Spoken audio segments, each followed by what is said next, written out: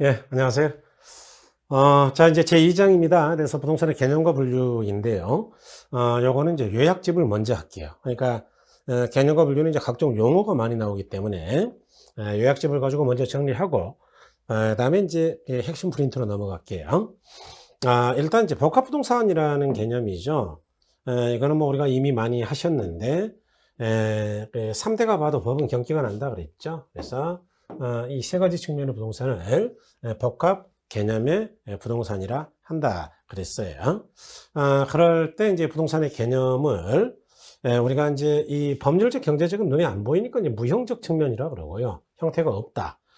기술적 측면은 뭐 눈에 보이는 거죠. 그래서 이걸 유형적 측면이라고 한다. 뭐 그런 이야기죠. 그래서 우리가 이제 부동산의 개념을 세 가지로 볼 수가 있어요. 먼저 이제 복합 개념의 부동산을 이제 먼저 말씀을 드려버리면, 이 법률 경제, 이 기술적인데, 기술적 측면에서 볼 수도 있다. 자, 그럴 때 자연이다, 공간이다, 위치다, 환경이다. 이거는 외워버려야 돼. 이건 암기. 그 다음에 경제적 개념이다 그러면은 자산이다, 자본이다, 생산 요소다, 그 다음에 상품이다, 소비재이다. 이것도 외워버려야 돼. 왜냐하면 이것들을 섞어서 틀린 질문 만들거든요. 그 다음에 법률적 개념이다. 요거는 이것 자체만으로 이미 시험에서 자주 나와요. 조금 이따 상세히 풀어드릴게요. 그래서 법률적 측면에서는 이제 조부님이 협의부동산이 있고요. 여기다가 이제 우리가 준부동산을 합해가지고 광의회부동산이라고 합니다. 그럴 때 협의부동산은 민법 99조 제1항에서 말하는 부동산이죠. 99조 1항은요. 자, 부동산이라고 하면 토지와 그 정착물을 말한다. 그러니까 토지하고 정착물이에요. 자, 이렇게 협의에다가 여기다 준부동산이죠. 우리가 민법 공부하실 때 준물권이라는 거 공부하자. 준물권. 똑같아요. 원래는 물권이 아닌데 물권으로 의지하는 것. 어업권, 광업권. 이런 게 준물권이죠. 마찬가지로 준부동산은 원래는 부동산이 아닌데 부동산으로 의지하는 거예요. 그래서 자동차, 항공기, 선박 등등등등등이 있다. 그래서 이 두 개를 합한 걸 우리는 광의의 부동산이라 한다 그랬죠. 그래서 이렇게 이제 정리할 수가 있겠다. 그럴 때 여러분 이제 다른 용어들을 좀 보자고. 그러니까 복합 개념의 부동산하고 이 복합 부동산은 전혀 다른 개념이요. 복합 부동산은 뭐냐 하면 토지하고 건물이 함께 이용된다. 그럴 때 이 둘이 일체로 이용될 때 이걸 뭐라고 부르냐? 토지와 건물 이렇게 부르는 게 아니고 복합 부동산이라고 한다. 그런 이야기죠. 그러니까 복합 개념의 부동산하고는 전혀 다른 이야기예요. 다르다. 복합 개념의 부동산하고는 달라. 이거는 법경기니까 이 세 가지를 함께 두루두루 관찰한다는 이야기니까. 그래서 다르다.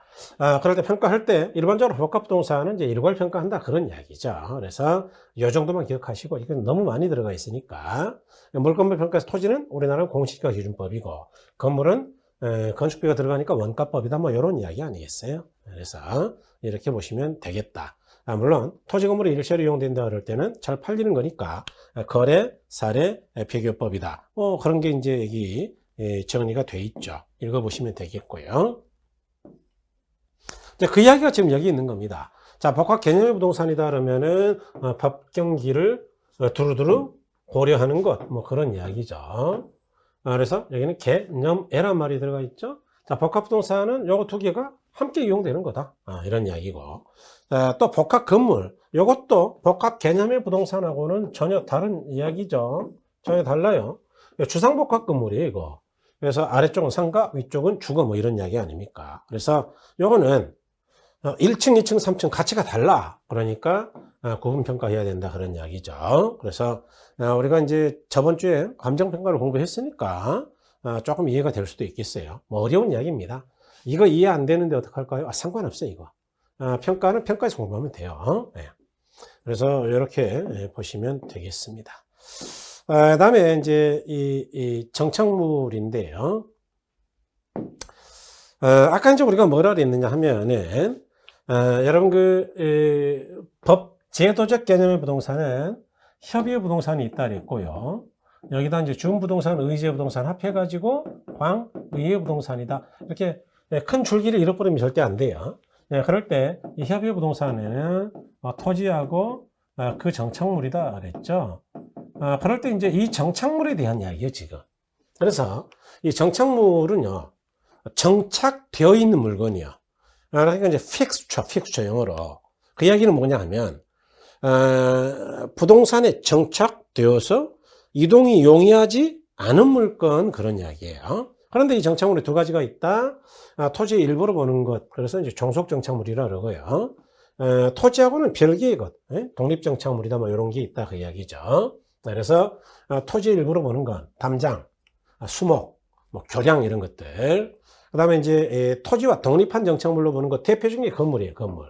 그 다음에 미분리 과실, 명의방법을 갖췄으면은 이건 별도로 거래할 수 있거든요. 그 다음에 이제 임목 등기가 된 수목의 집단이에요.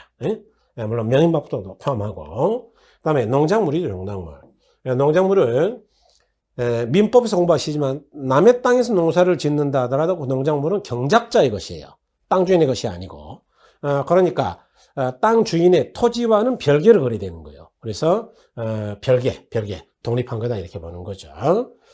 그 다음에요. 이 부분은 뭐 읽어보시면 되겠고요. 시험에서 큰 의미가 없어요. 그 다음에 이제 부동산의 분류죠, 분류.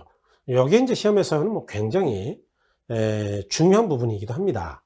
그래서 토지용 오인데, 자, 지목에 따른 분류, 요거는 지적법에서 공부하면 돼. 다시 말해 공간적 구축 관리 등과 그러면 공간법이라 보통 줄여서 이야기하는데, 이런 데서 보면 된다. 여기서 28개 지목이 있잖아요. 물론 우리 시험에 가끔 나오죠. 그런데 결론이 지목법까지 설명할 여유는 없어요. 그러니까 일단 이렇게 봐두신다. 자, 지적법을 공부하다 보면은 이런 게 나올 거예요. 그 중에 이제 시험에 나왔던 것들인데, 용배수를 위하여 또는 수로 놔두고 뭐 이렇게 있다. 그러면 요거는 자금 또랑 국어다 그 이야기고, 물이 고이거나 저장 뭐 이런 것들, 그런 건 유지다 그런 이야기죠. 그래서 이런 것들은 결국 여기 뭐 우리가 정리가 돼 있지만 지적법에서 주로 공부하시면 된다 그랬죠. 그런데요, 여기서부터는 굉장히 중요합니다. 택지, 부지 이런 것들은 굉장히 중요한데요. 이런 것들은 무조건 정리해 놓으셔야 돼요. 그래서 여기는 이제 별을 50개 정도 해 놓으시고요. 그러고 정리를 하는 게 바람직하겠다.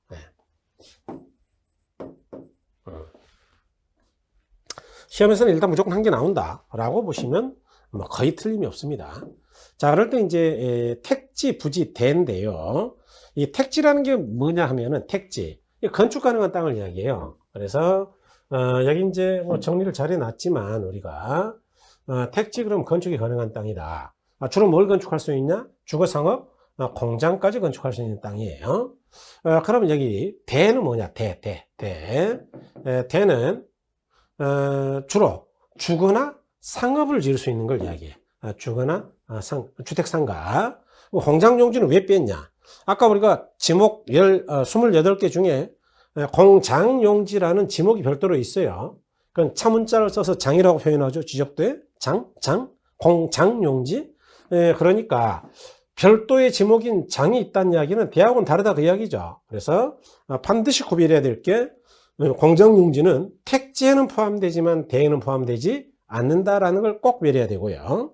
그 다음에 이렇게 건축 가능한 토지하고 건축이 불가능한 토지를 다 더한 것, 이걸 뭐라 그러느냐? 부지라고 한다. 그런 이야기. 그래서 이 건축이 불가능한 토지는 뭐가 있냐? 여기 있지만 철도용지, 수도용지, 도로 하천용지 이런 것들이에요. 그래서 이런 것들을 포괄하는 용어이다. 자, 그래서 여기 이제 우리가 보시면 정리가 다시 되어 있는데, 대는 주거상업으로 이용하는 거죠. 택지는 건축하는 땅이니까 주거상업 공장까지 지을 수 있는 거예요. 자, 부지는 택지에다가, 즉 건축 가능한 토지에다 건축 불가한 토지까지를 포괄하는 용어이다. 그런 이야기죠. 그래서 이렇게 좀 정리가 되어 있으면 좋겠다. 그런 이야기예요. 자, 그 다음에 이제 후보지하고 이행지이죠. 여러분 후보지 이행지도 시험에서 굉장히 잘 나오는 거예요. 자, 우리가 감정평가상 용도적 종별 그러면 흔히 이렇게 세 가지로 분류해요. 택지, 농지, 임지 이렇게 세 가지로 분류합니다. 이걸 이제 대분류라 그러죠. 대분류. 그다음에 이 택지는 주거, 상호, 공업으로 나뉘고요. 농지는 전답과순으로 나뉘죠. 그다음에 임지는 용재임지하고 심탄임지로 나누는데 이런 걸 우리가 세분류라 그래. 세분류. 자, 그럴 때 택지, 농지, 임지 상호간에 전환되는 토지요. 그런 걸 후보지라고 합니다. 다른 말로는 이제 가망지 또는 예정지라고도 해요. 그래서 다른 말로는 가망지다 또는 예정지다 이렇게도 이야기한다. 그런데 이 주거에서 상업으로 또는 주거에서 공업으로 또는 공장이 상업으로 이렇게 바뀌는 거 또는 전이 답으로 바뀌는 거, 뭐 과손으로 바뀌는 거 또는 용절임과 신탄임이 바뀌는 거 이런 걸 우리는 뭐라 그러느냐? 이런 걸 이행지라고 하죠. 그러니까 이 둘의 공통점과 차이점을 정확하게 구별할 줄 알아야 되는데 자, 일단 예컨대 여기 이 농지가 있어요. 요거를 깎아 가지고 택지를 만든다라고 가정하죠. 그럴 때 요걸 용도전환 전이라고 그러고요. 요거를 용도전환 후라고 그러겠죠. 후. 그럴 때 완전히 용도가 전환돼 가지고 택지가 됐다. 아까 택지는 건축 가능한 땅이라 그랬죠. 그러니까 이런 건 후보지가 아니에요. 그냥 택지요. 고로 후보지나 이행지는 둘 다 공통점이 뭐냐? 이렇게 바뀌고 있는 과정이 있어야 돼. 과정. 전환 중 또는 이행 중. 그러니까 뭐뭐하는 중이어야 된다고요. 한자로는 이렇게 돼야 된다고. 그래서 이 둘의 공통점은 용도가 전환되고 또는 이행되고 있는 중이다. 중이어야 된다. 그 다음에 차이점은 뭐냐 하면 이 후보지는요. 택지, 농지, 임지, 상호 간에 바뀌는 땅이요. 자, 그럴 때 이 택지가 이렇게 세 개로 나뉘고 농지가 이렇게 세 개, 임지가 이렇게 두 개로 나뉜다 그랬죠. 이걸 이제 우리가 이 녹색을 담벼락이라 생각하자고. 담벼락. 이렇게 담벼락을 막 넘어가. 남의 집으로 막 넘어가요. 이런 걸 우리는 후보지라 그런다 그 이야기죠. 그런데 이 담장 안에서 집 안에서만 왔다 갔다 해. 남의 집으로 넘어가지 못하고 집 안에서만 이런 걸 우리는 뭐라 그러느냐 이행지라 그런다. 차이점이죠. 그래서 경계 담장을 넘어가 버리는 것 그건 과격하게 움직이는 거는 후보지라 그러고 그 다음에 경계 안에서 집 안에서만 이 방 저 방으로 왔다 갔다 하는 것 그런 걸 이행지라 한다 그런 이야기예요. 그래서 차이점과 공통치를 좀 봐두셔야 된다. 그래서 핵심어가 뭐냐 후보지는 용도, 지역, 상호간에 바뀐다 이렇게 이야기하고요. 그 다음에 이행지는 용도 지역 내에서 용도 지역 내에서만 변화한다 이렇게 이야기를 하는 거죠. 그래서 이렇게 이야기하면 되겠다. 자, 방금 제가 이야기 드렸던 게 이런 거죠. 자, 후보지는 상호간에 바뀐다. 이행지는 그 안에서 바뀐다. 그 다음에 후보지나 이행지는 용도 전환 과정을 용도 전환 중에 있어야 된다 그 이야기예요. 만일 용도 전환이 된 땅이다 그러면 바뀐 후라는 걸 이야기하거든. 후. 그럴 때는 후보지라 그러면 안 되고 바뀐 후 뭐 택지라든지 뭐 이렇게 불러야죠. 그래서 이렇게 볼 수가 있겠다. 요거는 이제 감정평가에서 지역분석 개별 분석할 때 나와요. 그러니까 나중에 보자 그런 이야기고 4번은 문제 풀 때 알려드릴게. 그래서 자, 후보지는 반드시 지목이 바뀌죠.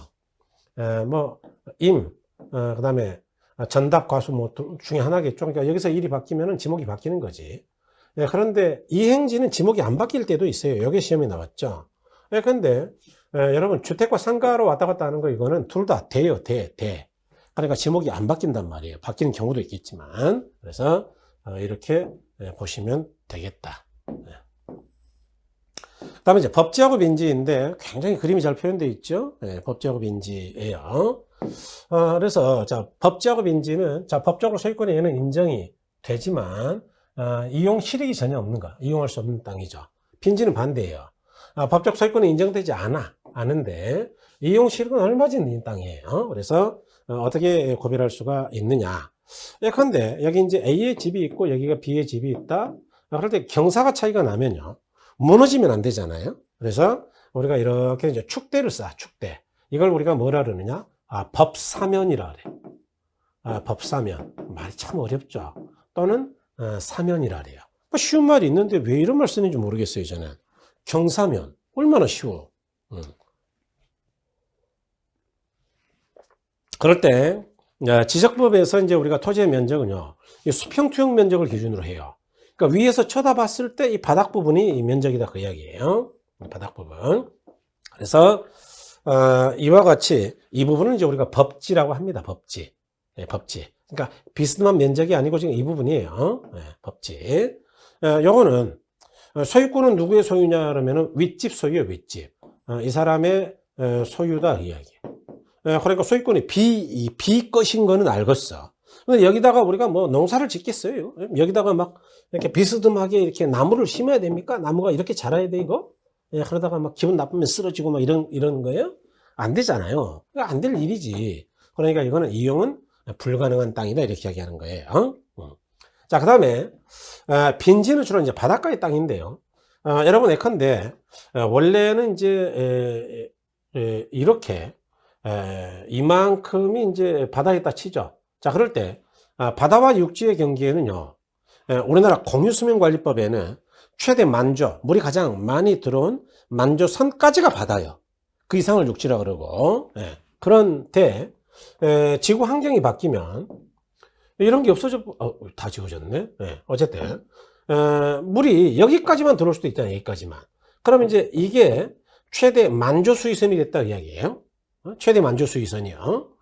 그러면 여기서 여기까지 땅은 옛날에 지적공부에 등록된 땅, 여기가 300번지라고 등록이 돼 있는데, 이렇게 등록이 된 땅부터 지금 현재 만조 수위선까지는 땅은 땅이요. 그런데 지적공부가 갱신이 안 돼 있다면은 누구 땅인지 알 수가 없죠. 그러니까 이거는 소유권이 누구 건지 모른다 그 이야기예요. 그런데 우리가 바닷가에 가가지고 낚시도 하고 물놀이도 하고 할 수 있는 데가 이런 데 아니에요? 이런 데? 그러니까 이 땅은 얼마든지 이용은 가능하다 그 이야기죠. 그래서 이용 실익이 있는 땅이다 이렇게 이야기하는 거죠. 그래서 소위 이 빈지의 개념이 뭐냐? 만조 수위선으로부터 지적공부에 등록된 지역까지 사이의 땅을 말한다 이런 이야기죠. 이거만 안 중요한데, 자 그러면 간석지라는 게 뭐냐? 간석지는 땅이 아니에요. 여기 땅 지자를 쓰고 있긴 한데 땅이 아닙니다. 왜? 공유수면관리법에서는 최대 만조 수위선까지는 바다라 그랬으니까, 만조 수위선 그 위가 땅이라 그랬으니까. 그런데 우리가 바닷물이라는 게 물때에 따라서 만조 관조로 물이 들어왔다 나갔다 이렇게 한다는 걸 알고 계시죠? 그럴 때 이제 정월 대보름 같은 때가 6물 7물 물이 가장 많이 들어왔다 많이 나갈 때인데, 대보름이 보름때가. 그런데 어쨌든 간조 때까지는 물이 쫙 빠지잖아요. 이럴 때 갯벌이 드러나. 그래서 이걸 뭐라고 부르냐? 간조 때가 되면 드러날 석자예요, 이거. 석출된 땅이다. 그래서 간석지라고 한다. 이것도 받아요. 공유수면관리법에서는. 그래서 이렇게 요 정도면 관련 용어는 뭐 다 봤다라고 생각이 되죠. 그다음에 이제 필지나 획지나 뭐 대지 맹지인데, 자 이제 필지하고 획지를 먼저 구별을 굉장히 잘해야 돼 이거. 요거 시험에 잘 나오거든요. 자, 필지는 뭐냐면 하나의 지번이 붙는 토지의 등기 등록 단위가 되는 땅을 말한다. 그래서 지적법이나 등기법상의 용어다. 두 번째, 세 번째로는 그러다 보니까 토지 소유자의 권리를 구분하기 위한 법적 개념이다. 이렇게 세 가지로 나눠야 돼요. 그럼 획지는 뭐냐? 가격 수준이 비슷한 일단의 땅이다 그 이야기죠. 그래서 지적법이나 등기법이 아니고 감정평가 또는 부동산에 주로 쓰는 용어이고, 이거는 주로 가격을 구할 때 쓰는 거니까 제적 개념이다 이렇게 보셔야 된다 그 이야기죠. 자, 예를 들어 볼게요. 여러분 여기 이제 사거리가 있어요. 그럴 때 이제 여기 원래 네 필지가 있었거든요. 그래서 A, B, C, D의 땅이에요. 이렇게 네 필지가 있었어요. 그럴 때 땅값 제일 비싼 게 어디냐? A죠, A. 왜? 도로 두 개 접하니까. 두 번째로 비싼 데가 어디냐? B나 C죠. 제일 싼 데가 어디냐? D죠, D. 맹지잖아, 지금. 타인의 토지에 뺑 둘러싸여 있으니까. 그래서 이렇게 설명할 수 있는데, 만일 어떤 사람이 내 필지를 사가지고 여기다 백화점 지어버려, 백화점. 응? 그러면 이제 이거를 내 필지이지만 하나의 획지다 이렇게 이야기하는 건데, 왜 획지라고 이야기하느냐? 아까 획지는 가격이 비슷하다 그랬죠? 원래 백화점 짓기 전에는 제일 땅값이 비싼 게 A고요. 두 번째로 비싼 게 이쪽이고, 굉장히 형편이 비싼 게 이거죠. 그런데 백화점 지어버리면, 여기나 땅값이 다 똑같지. 이게 뭐, 문 출입구 있는 데는 비싸고, 저 구석지는 싸고 그런 거예요? 아니잖아요. 그러니까, 결국 가격 수준이 비슷해진단 말이죠. 그러니까 이걸 평가할 때는 일괄 평가를 하는 거예요, 이거. 틀어가지고. 그래서, 이렇게 가격 수준이 비슷하다는 이야기를 하는 것이다. 그래서 경제적 개념이다. 그런 이야기죠. 자, 그 다음에, 우리가 이제 필지하고 획지를 구별했기 때문에, 다음으로 이제 대지하고 맹지를 구별해야 되는데, 자, 이 대는 한자 조심해야 돼, 한자. 아까 지목이 대인 땅이다 할 때의 한자는요, 여기 흑토가 붙어 있어, 흑토. 그런데 여기는 옷의가 붙어 있잖아요. 그러니까 이게 전혀 다른 한자지. 요거는 자루대자예요, 자루대자. 그래서, 자루 모양의 땅이다 그런 이야기인데, 일단 한자를 조심해야 된다. 한자를 바꿔 쓸 수도 있느냐? 그렇다. 그렇게 쓴 적이 한 번 있다. 그 다음에 대지와 맹지 차이가 뭐냐? 자, 여러분 여기 이제 도로예요, 도로. 여기 도로죠? 도로. 여기도 이제 도로요. 그럴 때 여기 이제 32번, 29번, 뭐 31번 이런 필지들이 있는데 이 31번 필지는 보니까 뺑 둘러싸여가지고 남의 땅에, 타인의 토지에 도로에 나갈 방법이 없네? 그래서 이거는 눈이 멀었다 그래서 이 눈물 맹자 아닙니까? 맹지요. 즉 도로에 어떤 접속면도 갖지 못하는 토지로 당연히 건축법상 도로가 없으니까 당연히 건축허가 안 나오죠. 건축이 불가능한 토지를 말한다 이렇게 돼 있잖아요, 그죠? 그래서 이런 걸 맹지라고 한다. 그런데 여러분 우리가 이 그림도 뭐 아주 좋은 그림인데 제가 조금 그림을 바꿔보면 예컨대 이렇게 되면 어떻게 되겠어요? 여기 이제 도로가 있고요. 도로. 여기 A, B, C의 땅이 있는데 이 C가 지금 맹지잖아요. 맹지는 건축이 안 된단 말이죠. 그러니까 건축하려면 어떻게 해야 되느냐? 앞집 땅을 사야 돼. 최하 2m 정도로 사야죠. 여기 이제 막다른 골목 아닙니까? 건축법에서 말하는 2m, 3m, 6m. 에? 있어. 뭐 깊이에 따라서. 건축법 공부하셔요. 그러니까 이렇게 땅을 사면 어떻게 되냐? 모양이 이렇게 생겼단 말이에요. 이렇게. 이 포대자루 같이 생겼네. 이게 보니까. 그래서 자루 대자를 써서 대지라고 하는 거예요. 대지. 여기도 보니까 이렇게 지금 자루 모양이잖아요. 자루 모양. 그래서 이런 걸 뭐라 그런다고? 대지라 한다. 대지. 그래서 단독주택 지역에 가면은 이렇게 쑥 들어간 골목자 안에 대문이 있는 집 있잖아요. 그런 게 대지예요. 대지. 그래서 이렇게 보시면 된다. 그러니까 대지는 좁은 통로에 의해 도로의 접속면을 갖는 자루 모양이다. 자루형. 이런 걸 대지라 한다. 당연히 건축 가능하죠. 그래서 이렇게 보신다. 나지하고 이제 건부지인데 여러분 이거는 이렇게 구별해야 돼. 일단 나지하고 건부지 차이가 뭐냐를 먼저 알아야 돼요. 그래서 자 여기 땅이 있다. 땅 지자입니다. 이거 둘 다 땅 이야기예요. 그럴 때 하나는 건물이 있어. 하나는 아무것도 없어. 그럴 때 이 땅을 우리는 뭐라고 부르고 이 땅은 뭐라고 부르냐 이야기예요. 이건 건물이 부착된 땅이요, 땅. 요거는 홀라당 벗었어. 다 벗어버렸다고 이거 나체. 이런 걸 나지라 한다. 그래서 이 나지하고 건부지 이제 차이를 좀 알아야 되고요. 우리나라는 이제 이 나지라고 부르는 거를 일본 사람들은 이렇게 나눠 불러요. 갱지하고 저지로 나눠 부르거든요. 그럴 때 갱지하고 저지는 어떤 차이가 있느냐 이런 걸 좀 봐야 되는 거예요. 그래서 하나씩 정리해 드리겠다 그 이야기죠. 자 그림 보니까 요거는 건물이 붙어 있는 땅이죠. 그래서 건부지라 그래. 땅 진짜 썼죠 당연히. 요거는 나지니까 홀라당 벗었다 그 이야기죠. 그래서 아무것도 없으니까 나지라 그런다 그 이야기예요. 자 그럴 때 여러분, 우리나라에서는 이제 나지라 그러고요. 나지. 우리나라예요, 이거. 여기다, 조금 잘 보이게 써볼게요.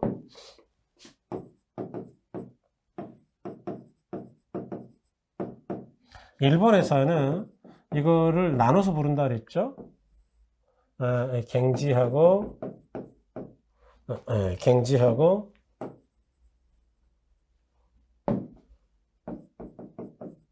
저지로. 그러니까 이 세 가지는 다 공통점이 건부지가 아니죠. 자, 일본도 건부지라는 용어는 있어요. 그러니까 토지상 건축물이 없는 땅이에요, 일단. 건축물이 없어야 돼.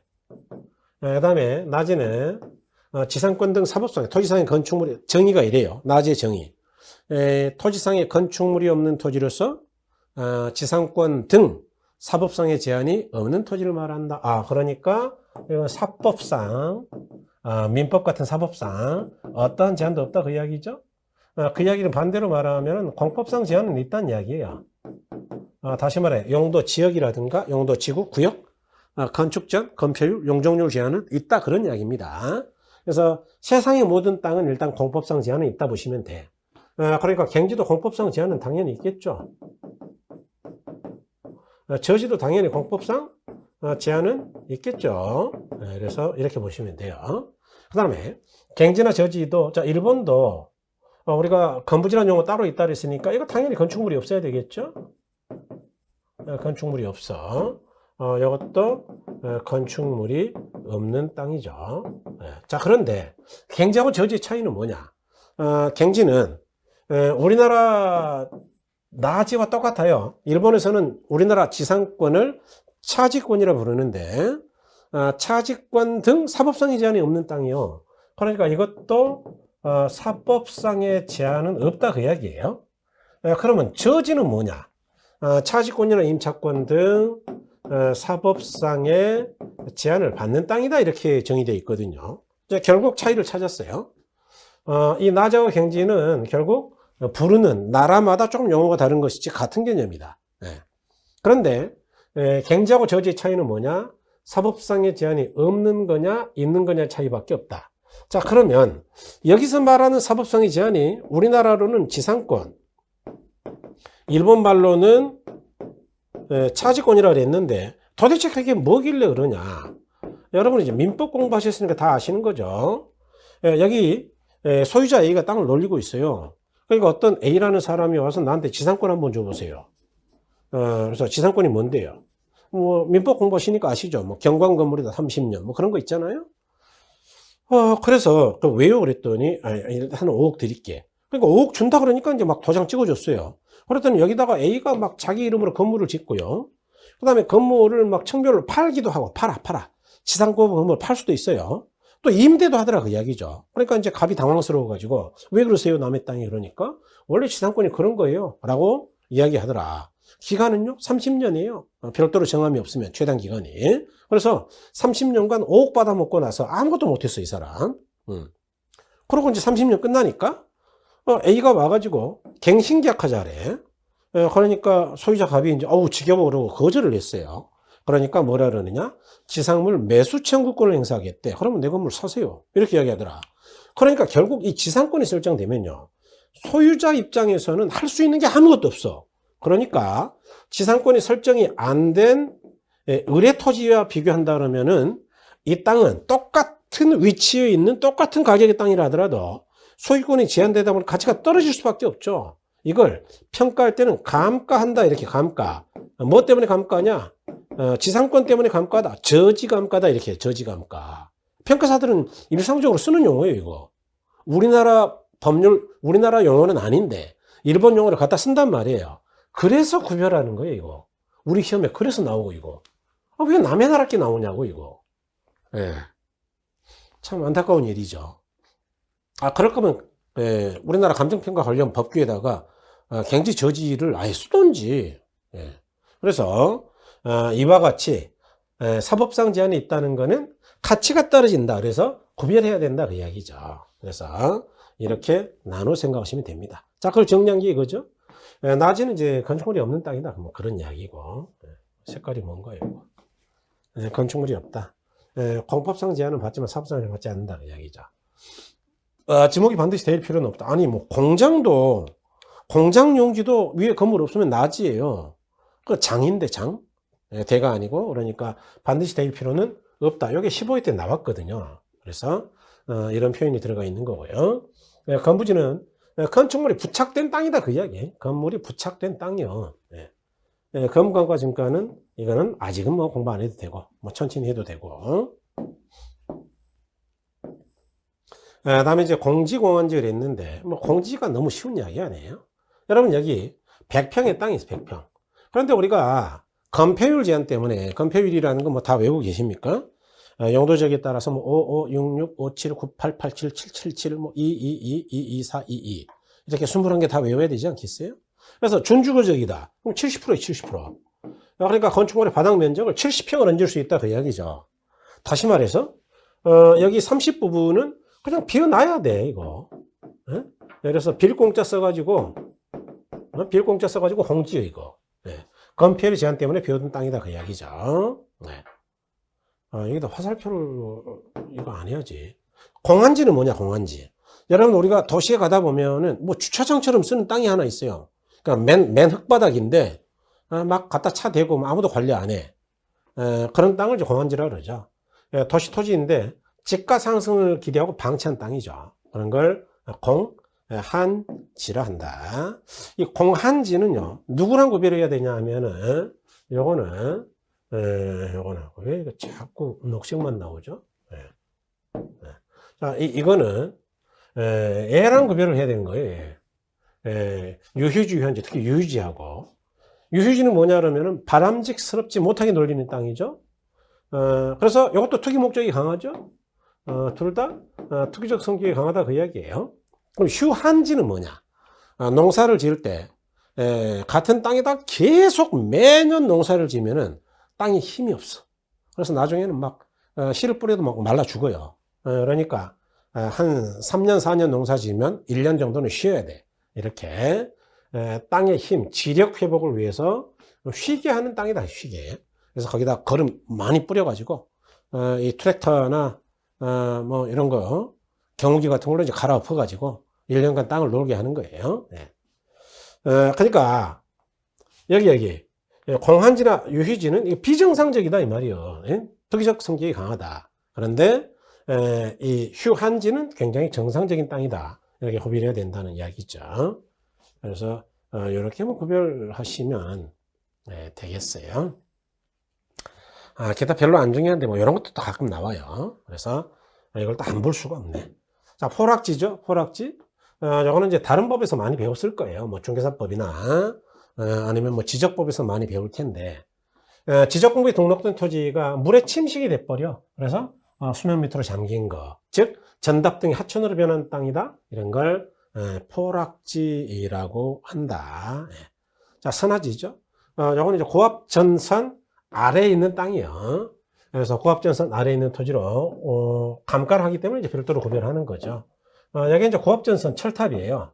그래서 고압전선이 흘러간다 그 이야기예요. 어마어마한 전압입니다 이거. 뭐 15만 4천 볼트, 29만 6천 볼트, 296K 볼트, 뭐 154 볼트, 154K 볼트 이렇게 높아요. 220 볼트 이런 거 아니요. 그러니까 이 아래에 있는 땅바닥은요, 이 전선하고 멀리 떨어져 있는 저기 땅바닥하고는 가치가 차이가 나. 일단 건강이 안 좋겠죠. 두 번째는 뭐 건물을 지어도 웬만큼 이거 떼놔야 되거든요. 이격거리라 그러는데 전압에 따라 달라요. 그러니까 내가 많이 짓고 싶어도 전선이 있으니까 못 짓는 거 아니에요. 그러니까 이 주변의 다른 토지에 비해서는 이 땅은 형편없이 가치가 떨어지겠죠. 예? 그런 걸 감가, 선화지 감가한다 이렇게 이야기한다. 소지. 소지는 쉬워 이거. 택지동을 개발되기 이전에 자연상태 그대로 땅이다. 그래서 다른 말은 이제 원지라고 한다. 근데 우리가 뭐 아까 이런 걸 공부하셨는데 택지가 없다. 그러면은 집을 못 짓는 거냐? 아니다. 임지나 농지 깎아가지고 지으면 된다. 임지나 농지. 이렇게 바뀌어가는 과정이 있다. 후보지라 그랬죠. 그럴 때 이 택지의 원료가 되는 땅이 누구냐? 그 이야기예요. 임야를 깎았으면 임지일 거고 논밭을 깎아버렸으면 농지 아니겠어요? 이런 걸 소지라고 합니다. 그 다음에 여러분과 한계지도 한계지. 한계지는 제7편 이용활동이 또 나와요. 그럴 때 이제 택지로서 이용할 수 있는 최원방권상의 땅이죠. 그러니까 뭐 이런 이야기 아니에요. 옛날에는 서울이 이만했다. 그런데 1980년대 막 강남까지 커지더니 나중에 막 1기 신도시, 2기 신도시, 뭐 이제 3기 뭐 이러면서 막 커졌다. 그렇다더라도 어딘가는 한계가 있는 거지. 즉 여기는 도시 토지 택지지만 여기는 아직도 농사 짓고 있지 않느냐. 예? 그래서 이렇게 택지로서 이용할 수 있는 가장 먼 거리, 예? 가장 멀다. 최원방권이다. 예? 그래서 이런 걸 한계지로 한다. 그럴 때 택지와 농지 경제적인 토지이고, 자, 농지와는 단절지가. 단절지가라는 것도 7편에서 이야기할 텐데, 뭔 말이에요, 이거 지금 단절지가가. 또는, 이런 이야기죠. 자, 근데 지가곡선을 보면, 도시 중심지는 높죠. 외곽으로 가면은 낮아. 예? 여기는 막 평당, 명동 같은 데 이런데, 상업용지는 평당 한 4억 5억 해. 그러다가 밖으로 나가면, 평당 한 1,500 정도 한단 말이에요. 그럼 농경지는, 고작 비싸봐야 평당 한 100만원 아니에요. 그러니까 지가가 팍 끊어졌네. 끊어져. 이런 걸 단절 지가라고 한다. 그런 이야기죠. 나머지는 뭐 큰 의미 없어요. 나머지는 참고하시고. 이런 거 참고한다. 그 이야기예요.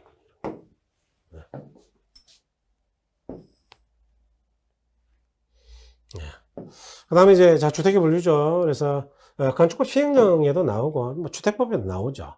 요거는 이제 건축법에 나와 있는 내용이죠. 그래서 이거는 공법에서도 외울 거예요. 뭐 당연히 외워야 돼, 이거. 단다다 공이다. 예, 그래서 이렇게. 공동주택은 아연닥이 이렇게 외우고 있지 않아요? 그래서 이렇게 외워버리셔야 되고, 요거는 주택법이나 건축법에서 공부할 거니까, 자, 주택법에서는 단다, 다, 아연다, 이렇게, 기숙사는 공간이 없죠. 그럴 때, 자, 이제 우리가 구별의 실익은 있죠. 아파트 같은 경우는 5층 이상을 아파트라 그러는 거예요. 그러면 이제 연립 다세대는 5층은 절대 안 되겠네. 그래서 4계층 이하입니다. 당연히. 그럴 때 주택주소 한 개동의 바닥 면적 합계가 660 초과한다? 그러면은 그건 연립이고 660 이하다? 그러면은 다세대예요. 그래서 이 정도는 일단 구별하시고 660. 그다음에 이제 단독 같은 경우는 일단 여러분 그 660 이하죠 다. 아까 660 이하여야 되니까 이하이고요. 3계층 이하이다 그러면 그건 다중주택이야. 원룸 같은 거. 그 다음에 이제 다 가구 그러면은 3계층 이하이면서 660 이하이고, 여러 세대가 거주할 수 있는 것, 이런 걸 다 가구라 그러죠. 다가구는 세대는 여러 개인데 별도로 등기가 안 돼 있고 한 사람 이름으로 등기되어 있는 거죠. 그래서 이런 걸 다가구라고 한다. 이렇게 보시면 되겠습니다. 단독이야, 뭐 잘 하시는 이렇게 생긴 집이죠. 이렇게 생긴 집이 있잖아, 이거. 그런 걸 단독이라 한다. 다종이나 뭐 이런 거는 이렇게 생겼겠죠, 이렇게. 여러 세대가 살 수 있게. 그래서 이렇게 생각하시면 됩니다.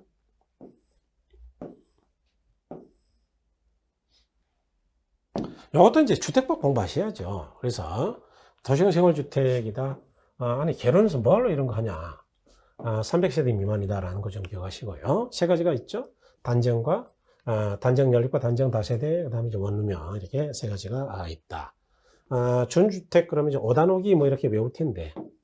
오다노기, 뭐 이렇게. 그래서, 오피스텔, 다중생활시설, 노인복주택이나 기숙사 이런 건 이제 준주택. 주택은 아닌데 주택으로 봐주는 거다. 그 이야기예요. 세대 구분형도 뭐 주택법 공부하시죠. 아파트인데 구분해가지고 절반을 임대할 수 있는 거 뭐 이런 거. 그래서 이렇게 보시면 되겠습니다. 그 다음에 요거 이제 표준산업 분류에 따른 부동산업의 분류, 이것도 이제 암기 코드를 제가 드릴 텐데, 임공, 서관중 뭐 이런 식으로 드릴 텐데, 그건 좀 이따 보기로 하고, 요거는요, 이렇게 보시면 돼요. 일단, 자, 부동산업은요, LU 밑에 이제 68류가 이제 부동산업이에요. 가장 큰 분류는 이제 LL, 대문자 L이에요. 그 다음에 요거는 이제 681과 682로 나누는데, 681이 뭐냐 그러면 부동산 임대 및 공급업이에요. 그러니까 임공이 있죠. 그 다음에 682가 이제 서비스업이거든요. 서비스업에는 이제 관리업하고 중개 자문 및 감정평가업이 있어요. 그래서 임공 관중이다 이렇게 외우는 건데, 그럴 때 임대업은 이제 주거, 비주거, 기타 이렇게 나뉘죠. 공급도 주거, 비주거, 기타 나뉘죠. 그런데 관리업은 주거하고 비주거만 있다. 기타가 없네요. 요거 조심하시고.